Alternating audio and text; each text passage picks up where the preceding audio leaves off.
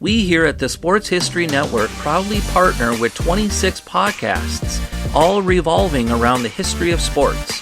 But did you know that many of our hosts were sports history authors way before they started their shows? It's true. We've got Joe Ziemba, host of When Football Was Football, Joe Zagurski, host of Pro Football in the 1970s, Mark Morthier, host of Yesterday's Sports, Tommy Phillips, host of Lombardi Memories, and Scott Adamson, co-host of From the 55-Yard Line. All these authors have many books for you to choose from. To check them out, go to our website at sportshistorynetwork.com/sportshistorybooks. Pick up your copy today. Soundtrack provided by Kevin MacLeod of filmmusic.io. This podcast is part of the Sports History Network, your headquarters for the yesteryear of your favorite sport. You can learn more at sportshistorynetwork.com. Welcome to this episode of Tim Coffeen Talks Indy Car and Racing History. During each program, Tim will take you behind the scenes and share stories and memories from his long career in the world of Indy Car competition. With 7 championship rings to his credit, Tim not only understands auto racing history, he has lived it. And now, for the most famous words in racing history. Drivers, start your engines! Welcome to this episode of Tim Coffeen Talks Indy Car and Racing History. I'm Joe Ziemba, and we're back again with another episode with Tim. We're going to follow the same format. I'm lucky enough to be able to ask Tim some questions, and we did receive some questions from listeners last week. In fact, our main topic idea came from a listener, and I think the Sports History Network, again, is pleased to have Tim on board. Some of the producers and staff at the Sports History Network are still smiling after Tim told the story last time about being deserted in the middle of nowhere with no wallet, no shirt, not really any shoes. But if you missed that one or missed any of Tim's programs, go to sportshistory.com and they will be stored there forever. You can catch up. Or they're now on YouTube. Again, look for the Sports History Network on YouTube. So tonight we're going to talk about Tim's memories and experiences from his time working with Formula One and IndyCar champion driver Nigel Mansell. So, Tim, here's the first question for you. During the running of this year's Indianapolis 500, and as usual, many of the drivers who were represented different countries around the world. We even saw former NASCAR champ Jimmie Johnson win the Rookie of the Year honor. So, from your viewpoint, what are the main challenges facing a driver at Indy after that driver may have been very successful in Formula One or NASCAR? Well, let's take Formula One first. The cars are similar, rear engine. Formula One cars are the highest technology race cars in the world. And Indy cars they're also a high-tech car. But Formula One cars used to be a lot lighter than Indy cars, but I believe the weight of the two cars is pretty similar these days, within 100 pounds or so. Formula One drivers don't run any ovals, however. They're all road courses, and Formula One races start from a dead stop, from a standing start, and IndyCar races are all rolling starts on an oval, obviously. So in Indianapolis, the IndyCar series does a pretty good job of acclimating drivers to running at the speedway. They have rookie orientation where they got a couple days before the track opens where the rookies get to go and run and get acclimated to the track. As far as Jimmie Johnson Jimmie Johnson is one of only 3 7-time NASCAR used to be the Winston Cup Series, but he won 7 championships. The only other 2 gentlemen that accomplished that were Richard Petty and Dale Earnhardt. So Jimmie Johnson is a very, very accomplished race driver. And for him to go from a 3,400-pound stock car to a 1,550-pound Indy car, stock car obviously has fenders, The driver sits enclosed in a stock car with a roll cage all around him. It's just a huge turnabout for him to get in an open wheel car. And last year, Jimmy Johnson didn't run any ovals. He went to work for Chip Ganassi last year after he called an end to his NASCAR career. And he ran all road courses. But this year, he decided he wanted to run the Speedway. And, to go from NASCAR's stock cars, they don't run the oval anymore. They run the road course now. But he ran the oval at Indianapolis many times. However, the speed differential between the cars is I think the pole speed for a stock car in Indy was around 175 mile an hour, whereas they qualified Indy, the pole record this year was 234 miles an hour. And that's with an open wheel car. So you're sitting out in the breeze. You got the aero screen now, but it's still an open wheel car, open cockpit. And it's just a huge adjustment. And he's 7-time champion. He's probably got more money he could ever spend in his life. He's got a beautiful wife, a young family, 2 girls. And for him to take this challenge on, I find that admirable, to say the least. And it brings a lot of interest to the sport. To have a guy that's a 7-time NASCAR champion come in and want to run open wheel racing, that's a heck of a challenge. And I take my hat off to the guy. And as we mentioned previously, Tim, you personally experienced a driver jumping from Formula One to Indy Car competition. How did a Formula One veteran and champion like Nigel Mansell end up with Newman-Haas while he was still the reigning Formula One champion? Well, Michael Andretti, I went to work at Newman-Haas in 1989 at the start of the season, and I worked with Michael for 4 years. And at the end of the 1992 season, Michael decided to go. McLaren offered him a seat next to Ayrton Senna as Senna's teammate at McLaren. And I think Michael was always driven by the fact that Mario, his father, was a Formula One world champion in 1978. And Michael had won the Indy Car championship in 91. He had mechanical difficulties at Indianapolis, dominated the race a couple times but didn't win. And but I still think the Formula One thing, the opportunity, he was in his late 20s, and he got the opportunity to go to Formula One. It was a big loss for the team, I thought, for him to leave. We had won 20 races in 4 years. And the championship in 91. And at the end of 92, he was upfront about it. He called the shop and he told each one of the guys who worked on his car personally that what was going on, he was going to go over there. And the crew was, it hurt.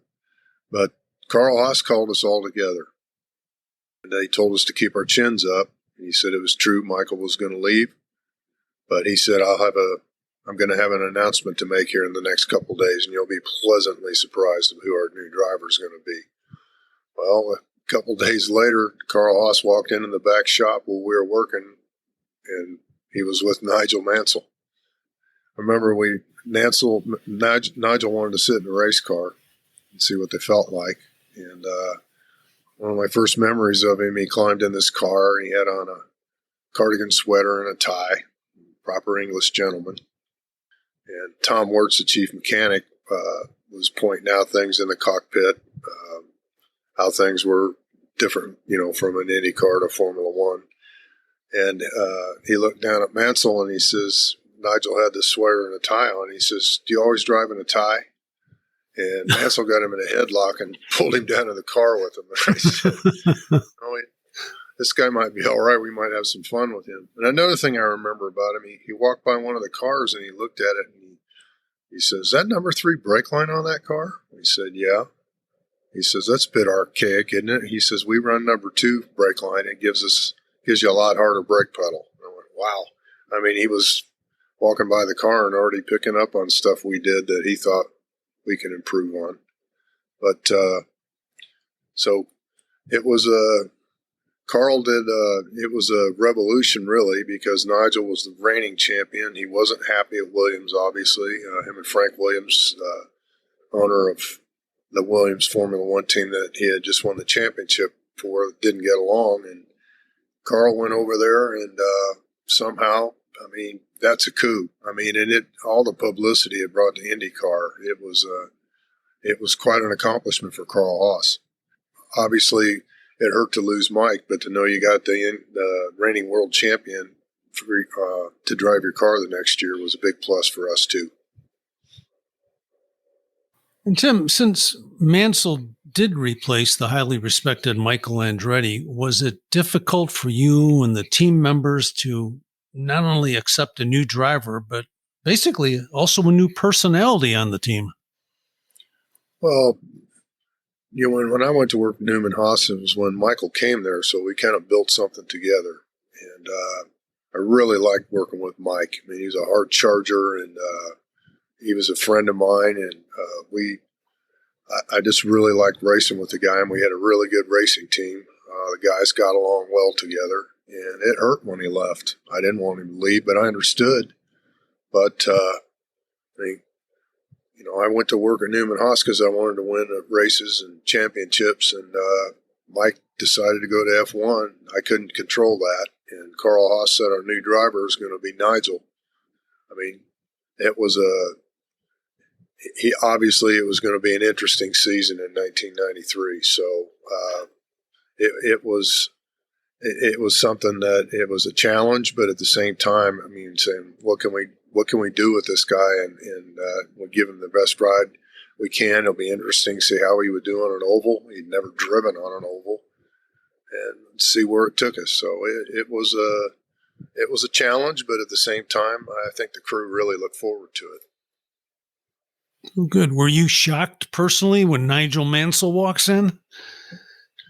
Well, I mean, Carl and Mr. Newman, nothing really that they did. I mean, just look how Carl built the racing team to start with, how Newman-Haas ever happened. I mean, he pulled a coup when he got, so to speak, when he got Mario to come and work there. Mario had been driving at Patrick Racing, teammate Gordon Johncock for Patrick Racing. Mario wanted his own team, and Carl went to Paul, and Carl was an incredibly smart businessman. He's had very deep passion for automobile racing. I'll be honest with you, nothing Carl Haas could accomplish would have surprised me. So, no, I wasn't surprised. I mean, it was pretty cool that you got the incoming world champion, the reigning world champion, coming to drive your car. And we also had Mario, who was a Formula One world champion, two teammates. That's pretty well unheard of in Indy Car. So you talk about a heck of a lineup for 1993. That was something else. Yeah, somewhat like a dream team for IndyCar, it sounds like to me. I want to ask you something that might be a little touchy, Tim, so tell me to go away with this one. But I guess it was fairly public, the knowledge that Mario Andretti and Nigel Mansell were teammates, but maybe not really close friends at the time. What caused the friction between those two great drivers? Mario was the world champion for Lotus Cars of England in 1978. And he drove there in 79 and 80, and the cars in 79 and 80 didn't match up to 78. Nigel was a young, upstart English Formula driver, had his eyes on Formula One at the time. And he didn't have a Formula One ride. But Colin Chapman, the owner, designer at Lotus, took a liking to Mansell. He saw a promise in him. Nigel's an Englishman, and Colin took him and ran him in some tests. And I think in 1980 he decided to run 3 cars so they could get Mansell in a couple of races. Well, him and Mario, that's when they met, and I guess they didn't, from what I heard, they didn't hit it off. And that was in 1980. So you're talking 13 years later now, and Mario was, when he went to work for Paul and Carl, he was adamant. He he had left Patrick Racing because Mario is one heck of a developer when it comes to Mario is a brilliant test driver in addition to everything he accomplished behind the wheel.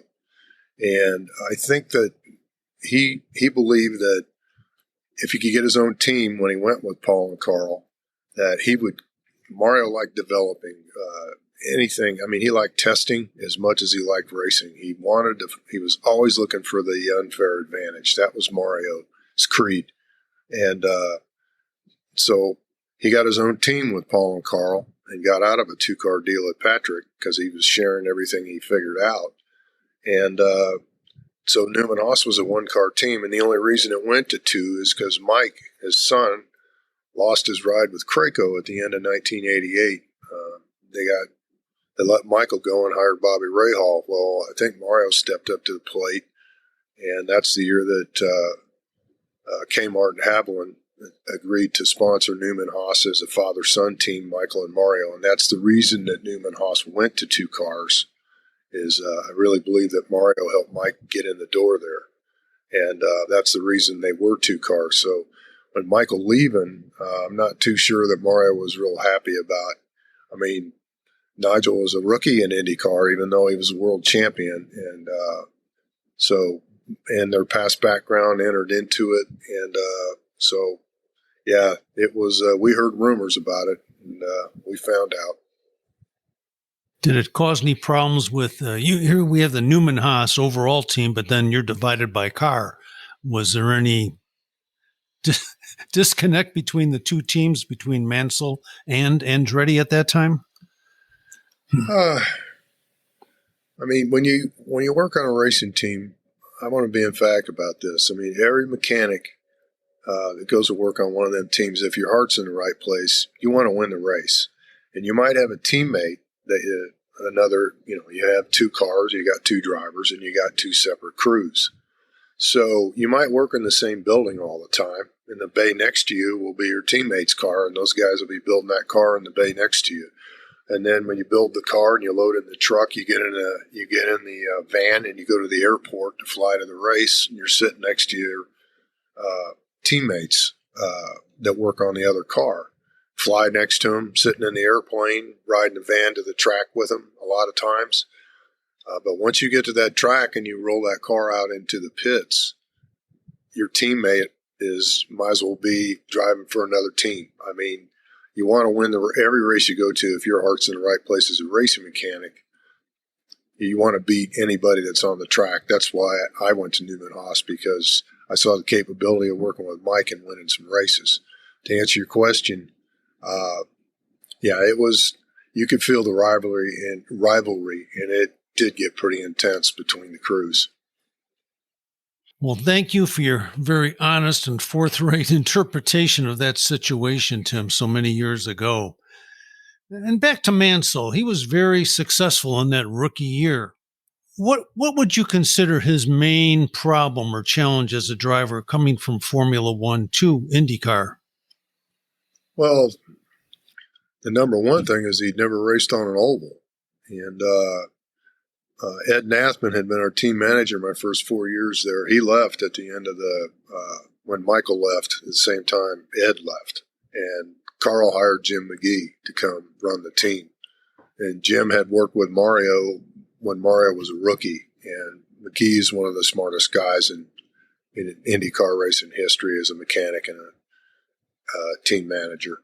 And he took over. He ran Nigel's. He was the strategist for Nigel, and he was the team manager. And he did a pretty cool thing, and I thought it was really smart with Nigel. I mean, Nigel, right away, with every road course we went to, he was breaking the track record in testing. But he had never run an oval. And I remember one thing that McGee did, we went to Phoenix, and we did a 200-mile simulated race. And what I mean by simulated race, we did pit stops. He called yellow flags and made him slow down and just cruise around for a few laps. And Jim did a really smart thing there. But I remember during the 200-mile test, Jim told me to get in a rental car with him, and we went down to turn 3 to watch Nigel running. Well, Phoenix is a very, very unforgiving place, and it's changed a lot. NASCAR owns it now, and they've completely changed the configuration out there of that track. But back in the day, Phoenix was, I think, the most demanding track, other than Indianapolis, that we used to run at. And it was super fast. It was a mile, and you're averaging nearly 190 miles an hour around a mile track. Nigel was hanging the right side of the car up in the gray in turn 3 during the test.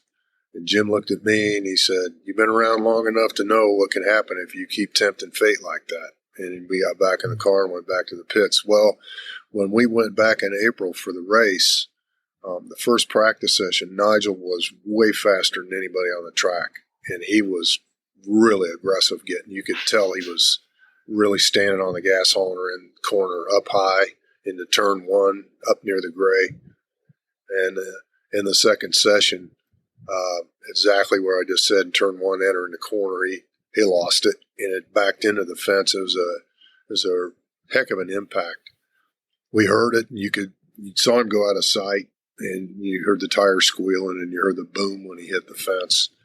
And so we walked down the pit lane to look at, see what had happened. And Davey Evans, one of the guys on the crew, said, "Look at that guy behind the wall. You can see his legs." And I went, "What?"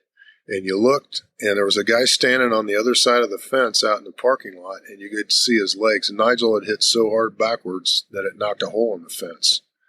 And oh my! It was a huge impact. Well, it hurt him. It damaged his back so bad that he had to have surgery, and it knocked him out of that race. He couldn't run. So it was, what that meant was Phoenix was the only race before the 500 for the Indy 500, and that was the only place he was going to get any oval experience. And he didn't run Phoenix, obviously, because he spent the night in the hospital. So he went to Indianapolis as a raw rookie with no experience at all running an oval. Ooh. So was there a way that you could get him some experience throughout the year, or did it just come naturally in preparing for each race? Well, he did run next week. We ran Long Beach, and he made it through the race with his back and everything, but then he had to have surgery. And he came to Indy, and I remember he took his rookie test. Back in those days, I think a rookie test was like 40 laps. And he took his rookie test all in one, like an hour. He did it.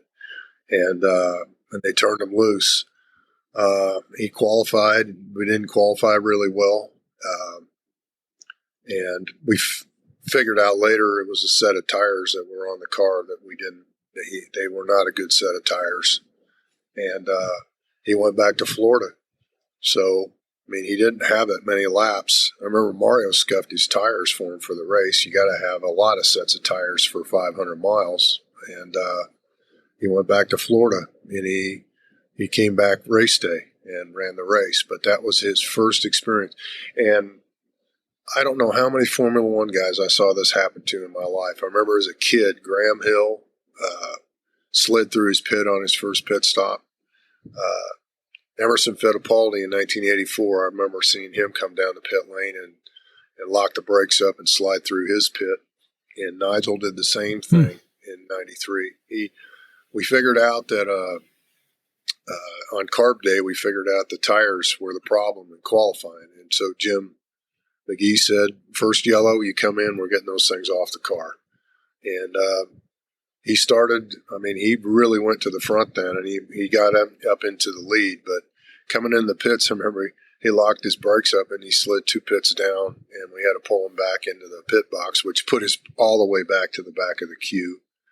And later on in the race, I believe it was the first year where they would close the pit, and they would then announce over the radio they'd turn the yellow light off for the pits and open the pits up for everybody together. And he missed. He drove by the mouth of the pits and had to go all the way around again and went to the back and still worked his way up to the front. And at the end of the race, he got the lead on a restart. I think he made a brilliant outside pass. He was racing with Fittipaldi and Lyondike, and he got the lead. Well, he had not run an oval race, as I just said. And I remember on the radio, Jim McGee told him, said, Nigel, says, when you bring these guys down, you're in charge, and it's up to you. And they drafted him and got around him, and we ended up running third. And, I mean, it sounds like a good finish, third, but it was very disappointing. And, he'd had back surgery, and it was a lot of, I don't know, it didn't work out. You always want to win the 500, and we were close. And, but after that, you talk about, he won every single oval for the rest of the year. I believe he went to Milwaukee, and he did the same thing to Raul Boesel that had been done to him at the Speedway. On a restart late in the race, he got around Boesel on restart and won. He won the Michigan 500, the 2-mile high-banked oval in Michigan. He won that. He won Loudon, New Hampshire. It was a heck of a race with Paul Tracy and Fittipaldi. It was one of the best oval races I ever saw. They were running wheel to wheel, the three of them, and Nigel got around both of them at the end of the race and won.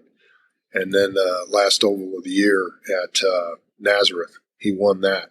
He only won one road course that year. He was the reigning world Formula One champion. Was obviously a magnificent. I think he won 14 poles the year before in Formula One in 9 races, and he only won one. The first race he ran for us at Australia on a road course, and his other 4 victories were all on ovals. So he obviously adapted pretty quickly once he ran an oval race, which was his rookie race at the Speedway, and after that he won them all.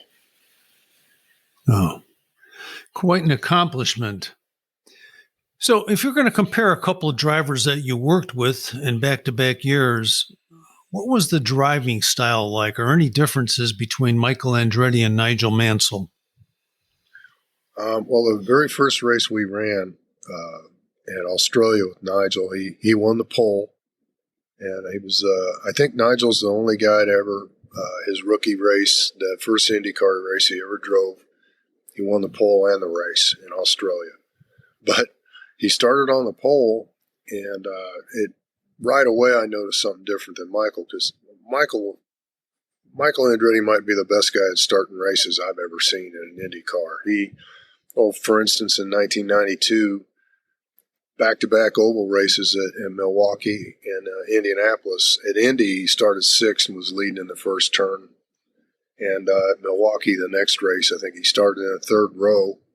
And coming around off turn 4 in the first lap, he passed Bobby Rahal on the outside to take the lead on the first lap from the 3rd row. So Michael's a hard charger from the get-go, from when they dropped the green flag. Well, Nigel brings him down in Australia, and he comes around at the end of the first lap, and he's running 3rd. And the next lap, I think it was Robbie Gordon got around him, and he drops back to 4th. We're all looking at each other, and he comes on the radio, and he goes, "Don't worry, boys. I'm just taking it easy." And I said to myself, "Has this guy got an S on his chest or something?" But pretty soon he did. I mean, he come through the field, and I also remember one other thing he did that day that I'd never seen anybody do before. When you lock the brakes up in a race car, the tires smoke, and it flat spots the tires. Well, that day he had smoke coming off his tires, but I'm watching on the big screen on the TV, and the tires are still turning. And I'd never seen anybody do that. He didn't flat spot the tires, but the tires there was smoke coming off of them as he braked, but he didn't flat spot them, and they kept turning. The tires kept turning. And I asked him about it later, and he pointed to his temple, to his brain, and he says, "It's in the old computer, mate." And I went, "Okay." But that was a big difference. I mean, Michael was, from the get-go, when you dropped the green flag, he was going for it. And Nigel was just more conservative at the start, but he sure made up for it after that. That was an incredible first year in IndyCar racing for Nigel. How did he do his second year, Tim? Well, first year was Camelot, I'd say, and the second year was probably as bad as the first year was good. One big reason for it was Roger Penske really stepped up to the plate. He hired Al Unser Jr. away from Gallus, and he had Emerson Fittipaldi, and he had Paul Tracy. And that was the year he came up with the pushrod Mercedes. He developed an engine in secret over in Europe. And this engine they brought to, it was only legal at Indianapolis, but it was rumored to be around 1,000 horsepower. And they had a definite advantage at the speedway. It was, all he had to do was look at how much wing they were running in those cars, and you could see the wicker bills they were running bigger wickers than we were because they had more power, which means they had more downforce in the corner. This is the last time at the speedway I remember seeing cars. You could see flames come out of the exhaust pipes at the scoring tower in the front straightaway. I mean, they were going pretty quick down the straightaway. But and Penske's cars that year, they had transverse gearbox, I believe, and they were rumored to be running traction control. I don't know where they were or not, but Roger's team really stepped up to the plate after Mansell won the championship, and they came in loaded for bear. And not saying they caught us with our pants down, but we didn't have a very good year at all. It was Mario's Arrivederci tour. He was retiring at the end of the year. I think Nigel won the pole at Michigan, and that was the only. Never won a race, either car all year. It was, by our standards, after winning 25 races in 5 years with Mike and Nigel, to not win a race, it wasn't a lot of fun. No. Nigel, as you've mentioned, had a great personality. How was his interaction with his fans? Did the U.S. fans embrace him, even though he was he became an Indy Car champ? But that first year, how did the U.S. fans treat Nigel Mansell? The paparazzi, in addition to the fans, the first time he ran a test for us, here he is, the reigning world champion, Formula One. He's not even going to go back. He drives for us. So we go out to test at Phoenix. There was 200 media people there. There was people from Europe, Australia, that came to the test to cover, and it wasn't a race. There's no fans there. It's just a test in the middle of the desert in Arizona. And, it was obvious from the get-go. The paparazzi flocked to the guy. It was eye-opening experience for me to see. And, I thought he was good with the fans. He was a world champ, so there was a lot of interest in him, and I thought it brought a lot of publicity to IndyCar, which never hurts. You're trying to sell your product and get sponsors and get TV coverage in the deal, and so him being there that first year, it really opened the door to a lot of stuff. NASCAR came on later in the 90s, but they say when Nigel was running IndyCar in 93, that the interest in IndyCar was as strong as any series in the world. It was to have the reigning world champion come and run your series was a real feather in the cap for IndyCar. So, Tim, with Nigel's giant personality, was it difficult for you and the crew members to work with someone that was world famous like that? How did he treat the crew? I thought he treated us pretty darn good. He was very appreciative towards us. When my mom came to the races, he told me to tell my mother to come by the bus and have a spot of tea with him. He was very accommodating in that respect. There was a couple times where, we were testing the car and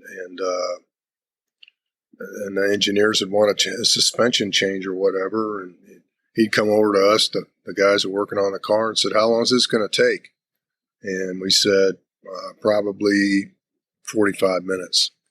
And he says, "If you can do it in 40, he goes, "I'll buy your dinner tonight." So we'd get after it and change the suspension. And even if didn't get done in the amount of time that we said, maybe say 50 minutes to get it done, changing the wishbones or whatever. You give the chief mechanic, you give him $500 and say, take the boys out to dinner tonight. I mean, he was generous in that respect. And, I mean, he's one of the few guys in my career at the end of the season when he slid some cash in my pocket and said, "Well done, mate. I appreciate your hard work." So, yeah, he was generous in that respect. I don't care. A lot of people are jealous of him. Everyone. I mean, there's a lot of egos in racing and everything, and it was tough. The crews, not just the personality conflicts between the drivers, but it carries over to the crews too. I'm not going to lie about it. I mean, like I said earlier, when you're working on a car, you want to win the race. Even if your teammate, when you roll that car out in the pit lane, you get your car pulls away, you want to beat everybody out there. So racing's competitive, and I mean, it carried over. And there was the second year especially, there was a lot of hard feelings on the team. It was tough. And so, Tim, all good things must come to an end. And after just 2 years, Nigel Mansell left Newman-Haas. Why did that happen, and how did the team go about replacing him?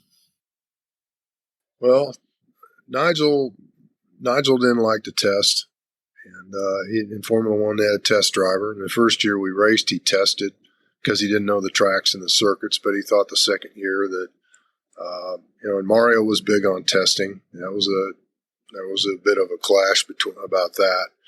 But Michael had lost his deal with McLaren, and he wanted to come back. And I mean, Nigel was aware of this, and I don't know whether I still to this day don't know whether he went to the owners and said, "I want your reassurance" or whatever. But I'll never forget, he pulled me aside at Detroit, and this was in June. We still had like 10 races left in the year. And he told me, he said, "I won't be back next year." He said, "Michael's coming back to drive here." And I went, "What?" So it was, and like I said earlier, there was him and Mario got together and crashed at Loudon, New Hampshire. It was a bad crash. I mean, Mario, thank God he wasn't hurt. And Nigel was upset on the radio. He said he didn't mean, I mean, they touched wheels, and they were racing really hard. Nigel was complaining after the crash. He kept racing, and he said the car was really trying to spin on him. And a lot of guys are saying, well, he quit. McGee told him to get out of the car and park it if it was unsafe. So a lot of guys are going, well, he quit and he doesn't want to run. So we had made some suspension changes to the car just before we rolled the car out into the pits. So the scales were still set up in the garage. That's how you set the car up on the scale pads. So we rolled the car on the scale pad and checked the measurements. Well, when him and Mario hit on the track in turn one before Mario hit the wall, the right rear upright on Nigel's car was bent, and the toe length was the right rear toe, which is a suspension setting, was about a half inch of toe in, which would lead the car to be loose. So he wasn't making that up. And I remember after the race, Billy Simmons, as Mario's chief, and myself, I mean, we had words at the bus, and that was 30 years ago or 29 years ago, and Billy and I are good friends to this day. But that's the kind of stuff that happens in racing. You can, in the heat of the battle, and that was that kind of year. I mean, it was a struggle, and there was personalities involved, and we didn't win anything, and mentally it was tough. First year with Nigel was like Camelot, and the second year was we didn't have a lot of fun. Well, Tim, thank you as always for your insightful recollections and stories about your time in Indy Car racing. Is there anything else you'd like to add about the great champion Nigel Mansell, including maybe some specific accomplishments that he made while he was in the U.S.? There's never been anybody that he was the reigning Formula One champion. He vacated his title. He came over here to race with us, and I always found that no one's ever done this. He He clinched a championship at Nazareth for Indy Car in October, and I believe Prost had not clinched the championship in Formula One yet. So, in essence, Nigel was the reigning Formula One champion and the current Indy Car champion. That's never going to happen again. That was a phenomenal accomplishment. And I'll always remember when he got jumped on that restart at the Indy 500, he was leading, and Fittipaldi and Lyondike drafted him on a start and got around him. He went and chased them down. Coming off turn 2, he hit the fence. He brushed the wall, and the yellow came out. And McGee ordered him to pit. I mean, you could see the flash off the wheels when he touched the fence, and he refused to come in. He said, "I'm not coming in. I'm going to finish the race." The car, he drove it down on the rumble strips and turned the wheel back and forth. He said, "The cars, I can finish." And he wouldn't come in. So he finished the race, and we finished third. But he was determined. There's no doubt about that. And he proved it by coming over here and never having run an oval. And he won 4 ovals, and he won the IndyCar championship. And it was a great year in my career, and I'll never forget it. I mean, at the end of the year, the guy, he had jackets made for the whole crew, everybody, both cars, token his appreciation. And when he left the team, he gave the guys on the crew, he wrote them a letter that said that with his letterhead, and he was an Order of the British Empire. The Queen made him an OBE for his World Championship accomplishments and everything. And he gave everybody a letter that recommended him. He recommended our crew. He says, if you ever need a recommendation in life, he gave each guy a letter from him on his letterhead that said we were a crack outfit and a good bunch of guys, and he recommended us for future employment or whatever. I still got that letter, and the first year was good, and the second year didn't work out so well, but it was a time in my life that I'll never forget it. You just put it in the old, like he said, put it in the old computer and you go along. But in 1993, like when he won that race at Loudon, New Hampshire, it was a titanic struggle with those Penske cars, and it was one of the best races I ever saw, and I'll never forget that. And I'll always be proud that I worked for Nigel Mansell. Well, Tim, do you still have that jacket? Yes, I certainly do. Well, good for you. And thanks to all who have listened again to this episode of Tim Coffeen Talks IndyCar and Racing History.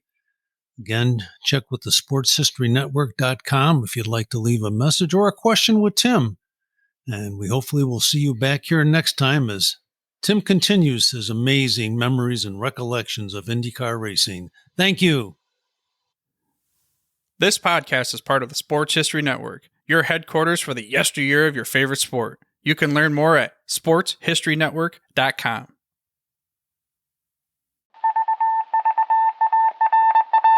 It was just another ordinary day in the offices of the Pittsburgh Guardian newspaper circa 1924. But for Marla Delft, assistant editor, everything was about to change. For she was about to discover the awesome attractiveness of Row 1 brand retro sports paraphernalia items thanks to Orville Mulligan, sports writer. And there it is. Wow, Orville, that's really the bee's knees. Isn't it just? A poster-sized replica of the actual 1909 World Series program cover. I can see that. But where did you get it? And where'd you get it framed? I ordered it from the Row 1 website, where over 6,000 items of sports memorabilia from the 1880s to the 1990s are available for reproduction, in multiple sizes and in several different materials, with over a dozen styles of frame to choose from for prints like this. Well, I'm sure Mr. Delft would love to put up more of these in the office. But I'm equally as sure they're beyond this newspaper's budget. Not at all, my dear Marla. See for yourself. Go to sportshistorynetwork.com/row1. sportshistorynetwork.com/row1. Oh my, these are good prices. Oh, and look at this stuff. Oklahoma-Nebraska football, college basketball art, Michael Jordan items. And so it Retro was that sports Marla Delft advertisement discovered the placards. splendiferous magic of Row 1 sports memorabilia, arts, and prints. You can too by visiting sportshistorynetwork.com/row1. That's ROW number 1 today for access to the full Row 1 catalog of gallery prints and gifts like t-shirts, long-sleeve shirts, telephone cases, coffee mugs, blankets, pillows, towels, and even shower curtains. Act today for a 15% discount off all prints with coupon code SHN15 and 20% off all other items with coupon code SHN20 at checkout. And keep your dial locked to the Sports History Network for the exciting chronicles of the 1920 sports world in Orville Mulligan, Sports Writer. Coming soon.